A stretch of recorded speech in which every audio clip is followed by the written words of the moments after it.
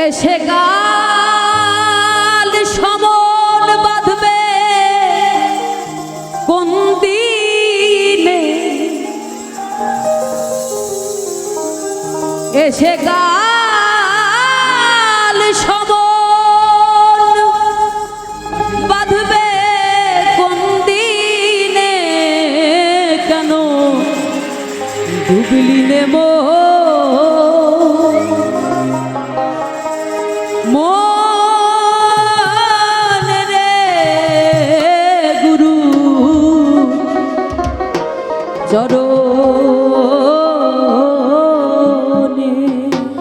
মানে এই যে আমরা আজও এখানে যারা আছি, কখন যে কার সমন চলে আসবে আসলে আমরা কেউ জানি না। ওইখান থেকে আর কি, যে এখনো গুরুর প্রেমে ডুবলাম না, সেই ভাবের প্রেমে ডুবলাম না, তাহলে এই মানব জন্ম সফল হবে কি করে? সেখান থেকেই বাণীটা আর কি। এসে কাল সমন বাঁধবে কোন দিনে, এসে কাল সমন বাঁধবে কোন দিনে, কেন ডুবলি নে মন রে গুরুর চরণে, কেন ডুবলি নে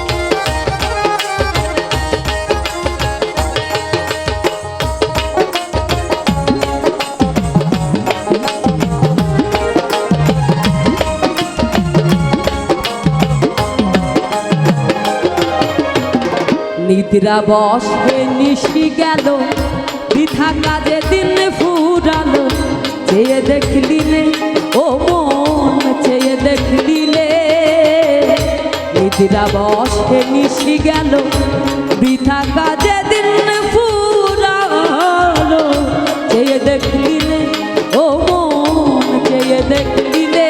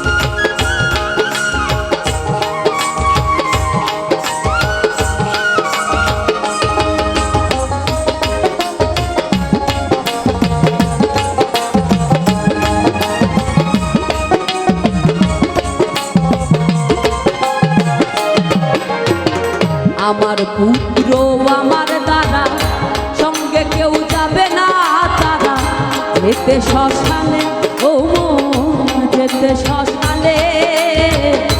মানে এই যে যে এত ভালোবেসে এত সাধু করে সন্তান জন্ম দিচ্ছি, স্ত্রী পুত্র সব কিছু বানাচ্ছি, বাড়ি গাড়ি সবই বানাচ্ছি, কিন্তু দেখেন এই যে যে এত ভালোবাসার সন্তান, সেও কিন্তু কবরে যাওয়ার সময় নামিয়ে দিয়ে চলে আসবে, সে কিন্তু আপনার সঙ্গে যাবে না।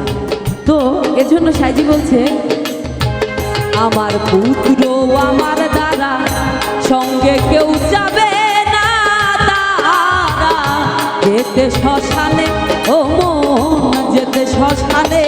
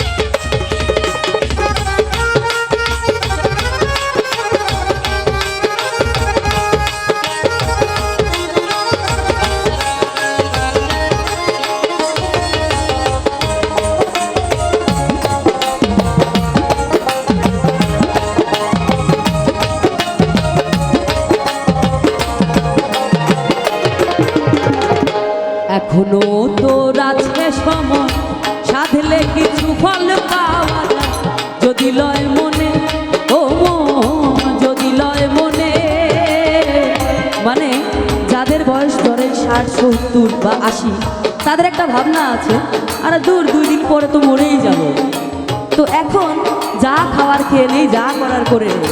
ওইখানেই তাদের জন্যই সাইজি বলেছে যে মৃত্যুর আগে 1 সেকেন্ড আগে যদি কারো সিদ্ধ হয়ে যায়, যদি সাইজি তার ডাক শুনে ফেলে, প্রভু তার ডাক শুনে ফেলে, তাহলে ওই মৃত্যুর 1 সেকেন্ড আগেও সাধন হওয়া সম্ভব।